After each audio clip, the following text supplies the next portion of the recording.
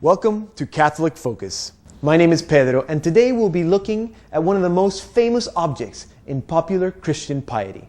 I had the opportunity of seeing the replica of the Holy Shroud of Turin while it was here in exhibit at Holy Eucharist Parish in Toronto, and I was deeply moved by what can be deduced from simply studying the shroud.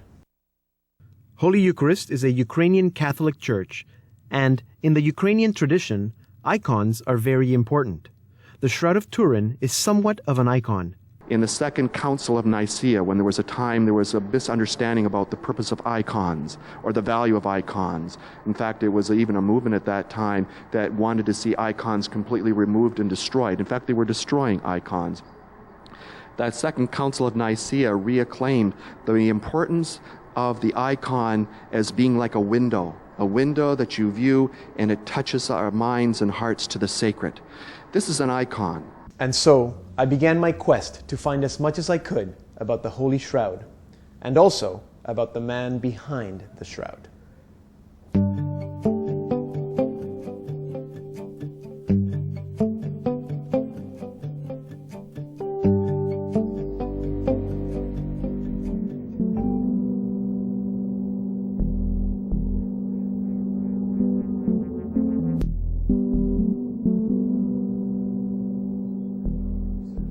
For centuries, both believers and non-believers have questioned faith.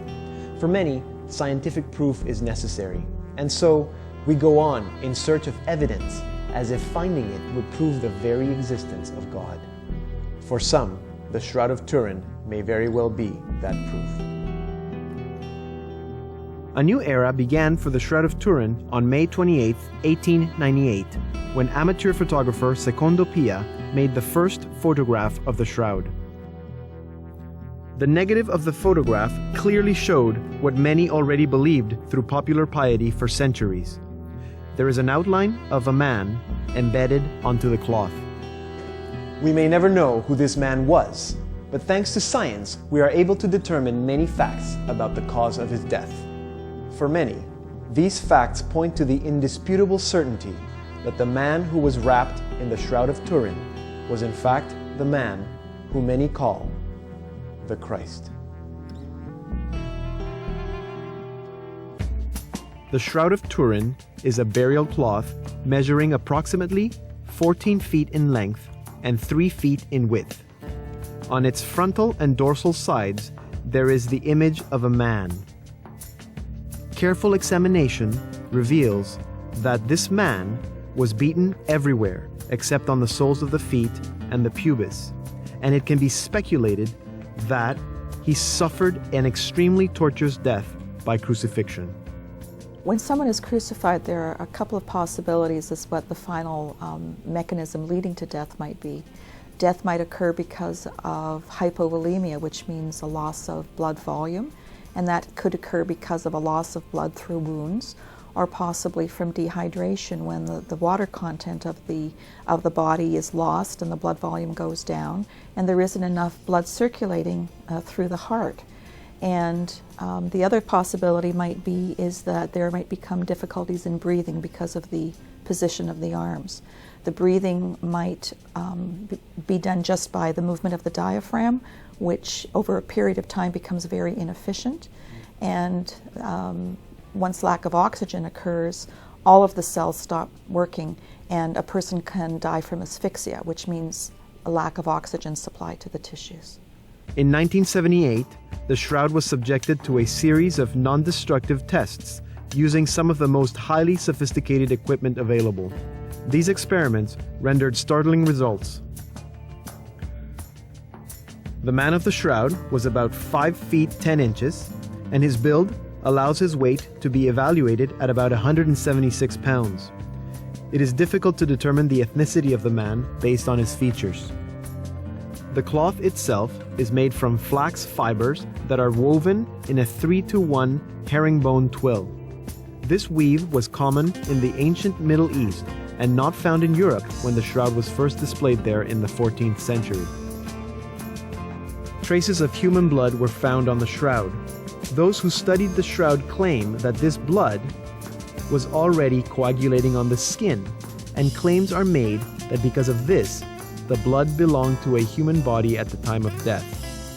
Other experts claim that this is impossible to determine. The studies also show that the blood is very dense. This is a common result of dehydration. The amount of bilirubin found in the blood has led some to speculate that the man of the shroud had been beaten in the hours preceding his death. However, high bilirubin levels also could indicate other conditions such as liver disease or liver failure.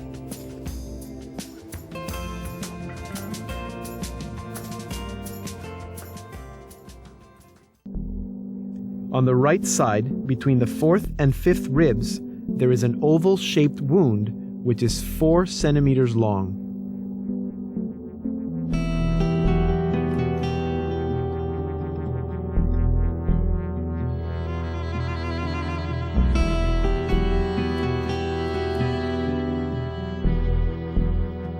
Blood samples taken from the cloth were found to be type AB.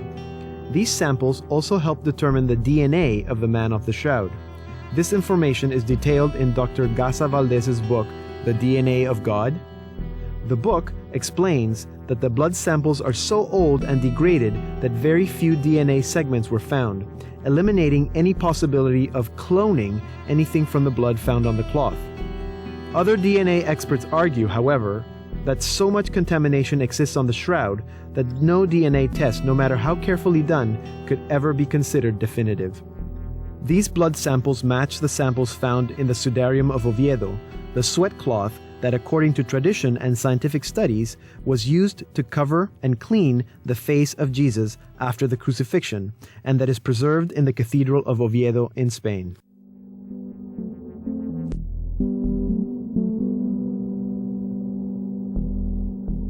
Now, there is no image on the Sudarium of Oviedo. Only stains are visible. Now, from the composition of the main stains, it is evident that the man whose face the Sudarium covered died in an upright position. The stains consist of 1 part blood and 6 parts fluid from a pleural edema. Pleural fluid, pleura means, refers to the lining that's around the lungs and around the chest cavity. So pleural fluid would be accumulation of fluid in that area. And it can occur when the heart is not pumping properly and there's a backup of pressure in the chest, and that pressure causes fluid to extrude from the lungs and the tissues. So there would be a buildup of fluid in the chest cavity. After death, it's not uncommon for fluids to come out through the nose and the mouth, and that can be from stomach contents or it can be from fluid that's actually accumulating in the lung tissue. So that's not an uncommon thing that we see in persons who have died some time ago. It's called body purging, and it's fluid either from the stomach contents or from the lung tissue. Jewish tradition demands that if the face of a dead person was in any way disfigured, it should be covered with a cloth to avoid people seeing this unpleasant sight. This would certainly have been the case with Jesus, whose face was covered in blood from the injuries produced by the crown of thorns and swollen from falling and being struck. The many tests done on the Sudarium of Oviedo have led experts to conclude that the Oviedo Sudarium covered the same face as the Turin shroud.